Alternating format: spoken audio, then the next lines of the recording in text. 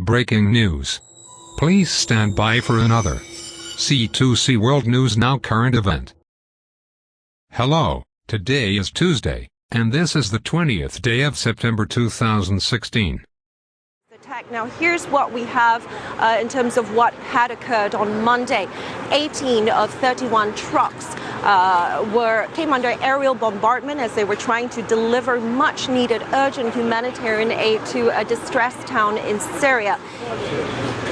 It is unclear who's responsible for the attack. The investigation is just beginning, but already we're seeing denials and finger-pointing between the U.S., the Russians, and the Syrian government. Li-Ling, what's been the reaction so far from the UN, and who do they believe is behind it? Yes, the UN has put on hold all urgent aid, humanitarian aid deliveries across conflict lines in Syria following this attack.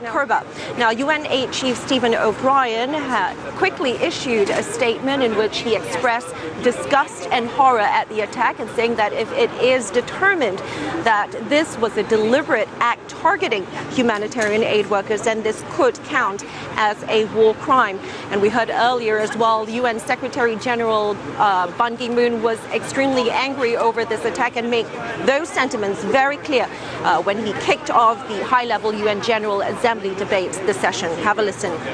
Just when we think it cannot get any worse, the bar of depravity sinks lower. Yesterday's sickening, savage, and apparently deliberate attack on a UN-Syrian Arab Red Crescent aid convoy is the latest example. Well, more now on the decision by the United Nations to suspend aid missions after the attack on the convoy in Syria. A spokesman for the UN described the attack as a very dark day for aid agencies around the world. Well, Sky's David Bowden is here with me at the touchscreen with more details. David, what can you tell us? Well, look, Sarah, what we've done here is kind of cleaned up what is a very bitty map of Syria usually. We've only got regime-controlled government forces and the kind of, if you like, official rebels, the ones supported by the West. There's no ISIS on here, no al-Nusra Front, nobody else, no Kurds in the north. If we bat on here and move through, this is all about the city of Aleppo. Massive city, right up close-ish to the Turkish border, which has been encased pretty much by government forces for a long time. Fierce fighting there, 275,000 people desperately in need of aid.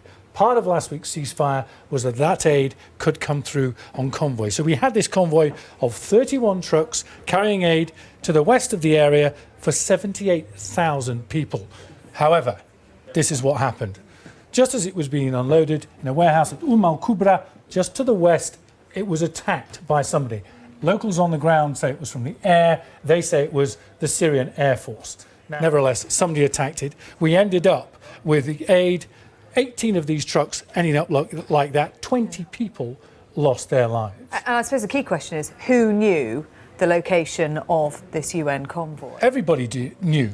The UN, the Syrian Red Cross, made everybody who was fighting and part of this ceasefire deal aware of what was going on. They were given the coordinates. So we had the Americans, the UK, and the Syrian opposition supported by the Western coalition, the Russians and the Syrians. Now, they say they were, but of course somebody attacked this convoy. Well, who? Well, we've now got the Syrians and the Russians saying nothing to do with us, Gov, but witnesses on the ground, as I mentioned before, say they are adamant these were barrel bombs from Syrian RAF military helicopters. Well, the Russian military has tonight released drone footage showing the aid convoy that was attacked near Aleppo in Syria yesterday. With that footage, they have issued a statement saying on the video, it's clear that together with the convoy, terrorists are moving a pickup car with a big mortar attached. So are they making the case for the defence? That is the image they have shown, showing that long truck, the convoy of long trucks there, 18 of which were hit in the attack yesterday. So we'll see what more we get from the Russians and the international response to what possibly is their defence. But witnesses on the ground, as I mentioned before, say they are adamant these were barrel bombs from Syrian RAF military helicopters.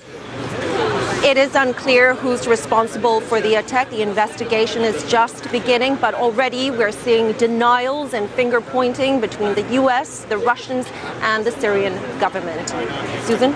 Li-Ling, what happens now in terms of the Syrian peace process?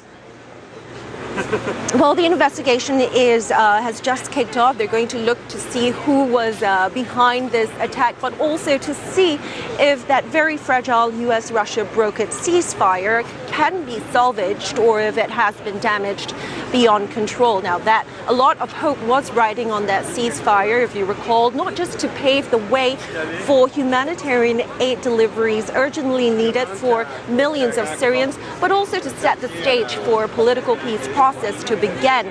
Now, that ceasefire began to unravel over the weekend following a U.S. airstrike that killed 62 Syrian soldiers.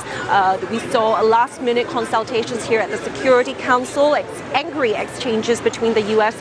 and Russia. So that started to unravel the ceasefire, and with Monday night's attack on the aid convoy, that could be the last straw. So right now, the UN is in crisis mode over the Syrian developments.